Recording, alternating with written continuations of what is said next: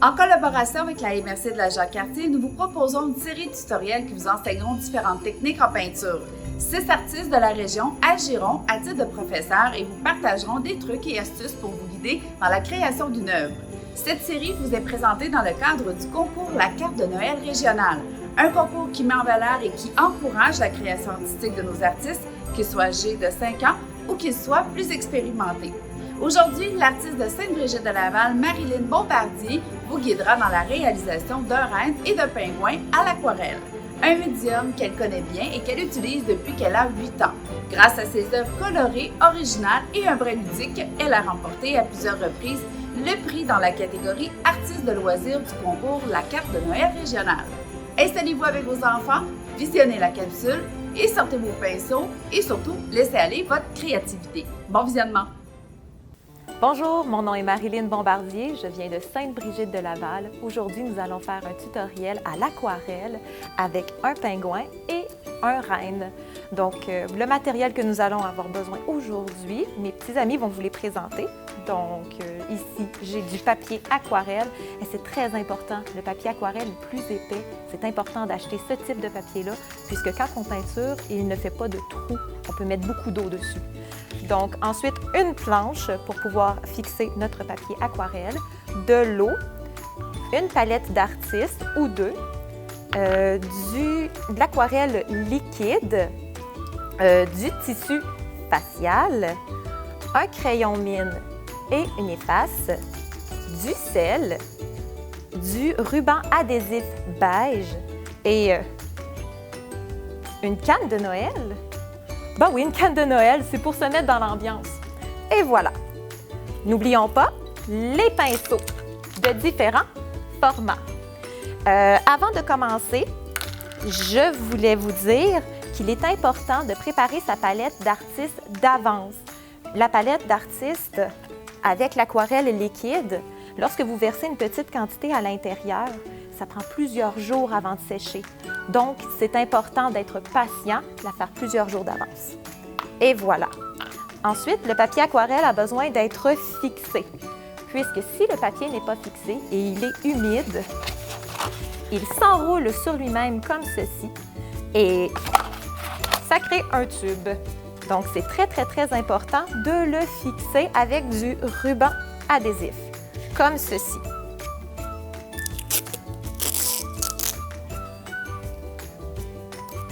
Voilà. Avant de commencer à peindre, nous prenons notre crayon mine et notre efface. Il faut faire des traits le plus fins possible, comme ceci.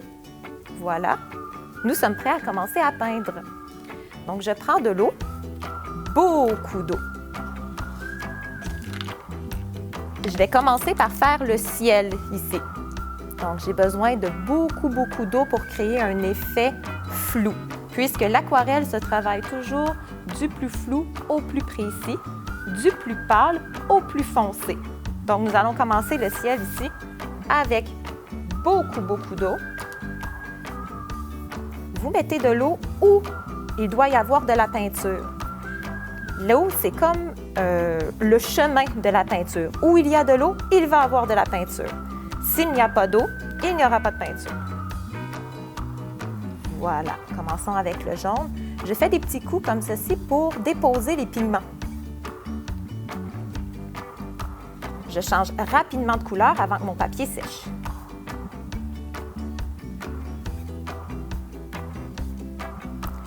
Si vous n'êtes pas sûr de vos couleurs, je vous suggère d'essayer vos couleurs sur un petit papier comme ceci, avant de les mettre sur votre toile finale.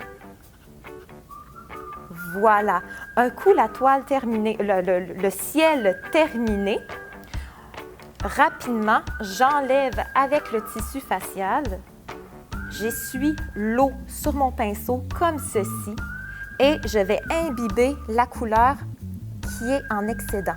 Voilà, comme ça. Lorsque l'excédent d'eau est enlevé, le papier est toujours humide. Nous prenons une petite quantité de sel dans notre main et nous le versons comme une soupe. Voilà. Sur le dessus. Le sel a pour effet d'absorber l'eau et cela crée un effet comme une vague. Maintenant, en attendant que le ciel sèche, nous allons travailler nos personnages. Ici, j'ai un exemple de personnage que je travaille. Voilà, du plus pâle au plus foncé, du plus flou au plus précis. La même chose ici pour le pingouin. Et voilà. Donc, nous allons commencer avec le bleu. Un pinceau un peu plus délicat. À l'aquarelle, le blanc n'existe pas. Donc, les zones qui doivent rester blanches, n'y touchez pas. C'est le papier qui va faire le blanc. Donc, avec du bleu, je mets vraiment beaucoup d'eau pour avoir une couleur pâle. Plus foncé, je vais dans le milieu, plus pâle, je vais sur le côté. Et voilà, je suis prête à appliquer.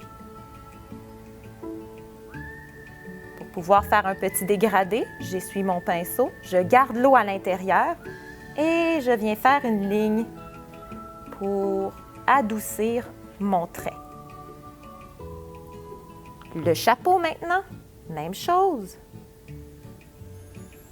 Un petit ombrage. Et voilà. Je travaille un autre personnage en attendant que celui-ci sèche. Parce que si je travaille une zone humide à côté d'une zone qui est déjà humide, je peux contaminer mon dessin comme ceci. Le cerf était humide et j'ai travaillé le noir du pingouin et celui-ci a contaminé. Donc, c'est important de ne pas faire cette erreur. Je vais travailler un autre personnage. Comme ça, je suis sûre de ne pas faire cette erreur. Maintenant, je vais travailler une zone qui n'est pas humide. Donc, une voisine d'une zone humide. Donc, je vais travailler ici les bois. Je vais créer une couleur à côté. C'est pour ça que j'avais laissé des espaces libres. Donc, un petit orange, très pâle, va faire un petit beige. Voilà, c'est la couleur parfaite. Je vais travailler les ombrages plus tard. J'ai ma couleur de base, c'est parfait. Maintenant, je vais travailler le rouge, le nez. Très important de laisser un espace blanc. Et ensuite, je peins tout le reste du nez. Voilà, comme ceci. Parfait. Je vais vérifier si c'est sec avec mon doigt comme ceci. Et oui, c'est sec. Je peux commencer à faire le chapeau rouge. Voilà, la paille. Quelques petites lignes. Très pâle comme ceci. C'est parfait.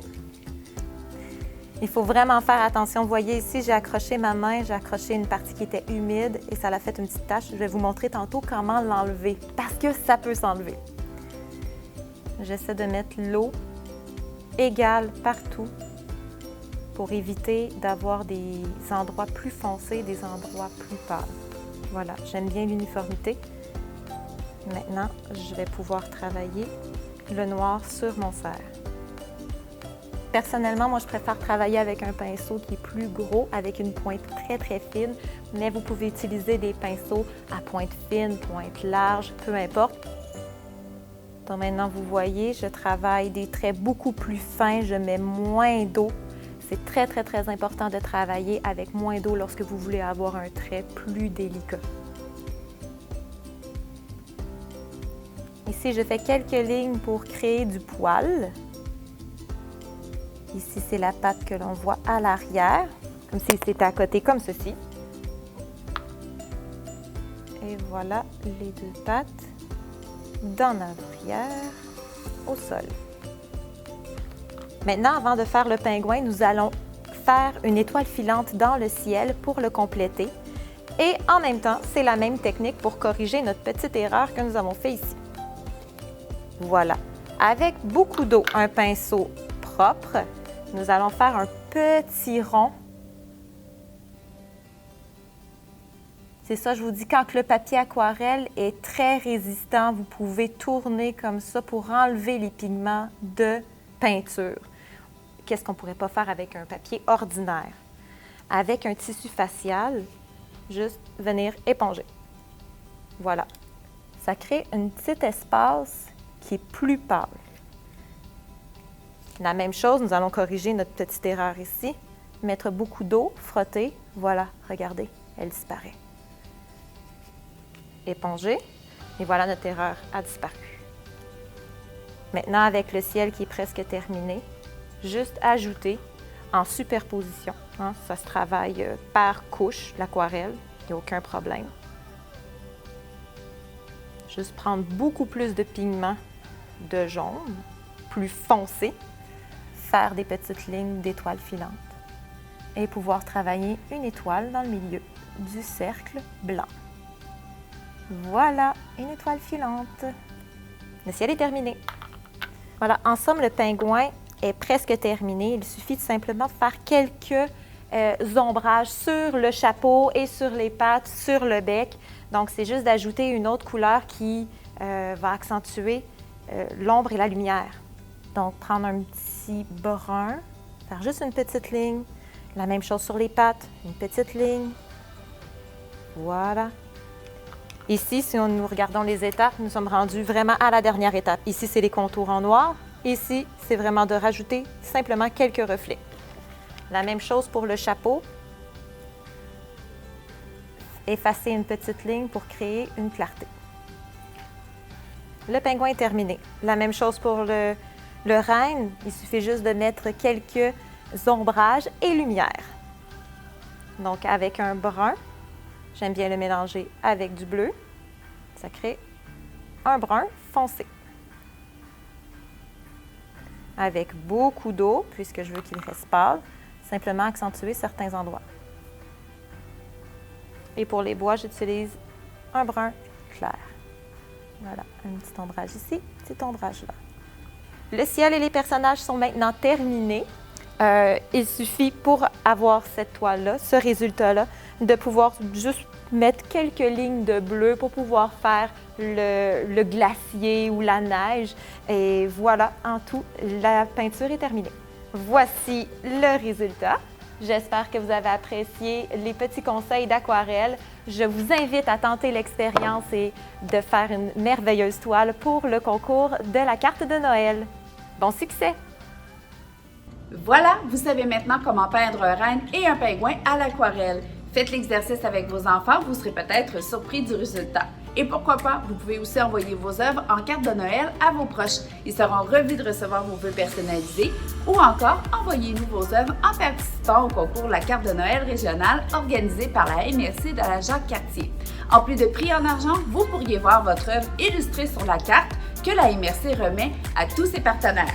Voyez tous les détails au mrc.jacques-cartier.com. Je vous invite également à regarder tous les autres tutoriels de la série afin de perfectionner vos techniques. Enfin, je tiens à remercier Marilyn Bombardier de ses précieux conseils et je vous dis à bientôt!